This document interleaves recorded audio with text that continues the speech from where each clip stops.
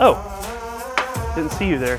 Hey, I'm Matthew, and this is the Printing Workshop, and today I'm going to show you how to change out some drums on a Xerox VersaLink C7030. Alright, now to change these drums, first thing we're going to do, open that front cover, and right up front is your waste cartridge, or R5.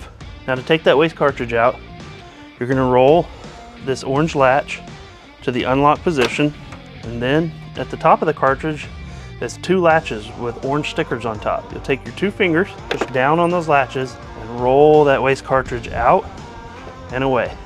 To change the drum, we're just going to do this black drum right here, this R1. I'm going to roll that R1 orange lever up and out of the way, and then right at the bottom of the drum assembly is a little orange screw, and you'll unscrew that counterclockwise.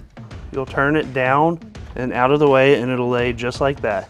You should be good to take your thumb and you'll put it on top of this orange sticker with the 3 black dots on it. Squeeze and pull straight out on that drum. Be very careful, do not touch that green surface, because any damage to that green surface will cause print quality issues. If you get your new drum out of the box, get it unwrapped, you only touch the black plastic housing on it. Go ahead and grab that little handhold with the orange sticker with the 3 black dots on it. Go ahead and get a good hold of that. Now we're going to lay that drum right back inside there. The bottom of this plastic is going to sit right here in this black little trough area.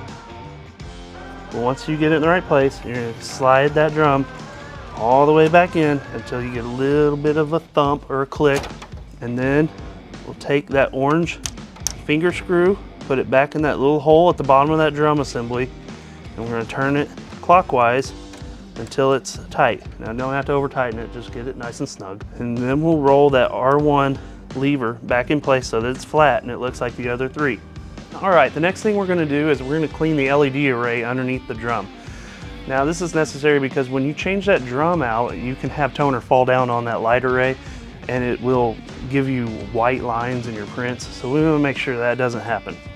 So you'll roll this little orange wand, the gray felt on the wand goes up. You'll slide that down that array about 3 times and make sure that it's nice and clean. And so we're going to put this wand, make sure and put it right back in the front cover. You slide it into that left hole, and then you'll roll it into place and make sure that the right end of it is back in its area. So now that you're done with that, we're going to go back together with it, and we're going to put the waste cartridge back into its little black feet that it goes into, and then you'll roll the whole cartridge up into place. Make sure you give it a good push because you want to latch both of those top latches. They'll both click in place. Then you'll come over here to the left and you'll put the orange latch back into the locked position like that, and then you'll close your front cover and you're done. Thanks for watching these videos. If you'd like to see more videos on this same model, click right here.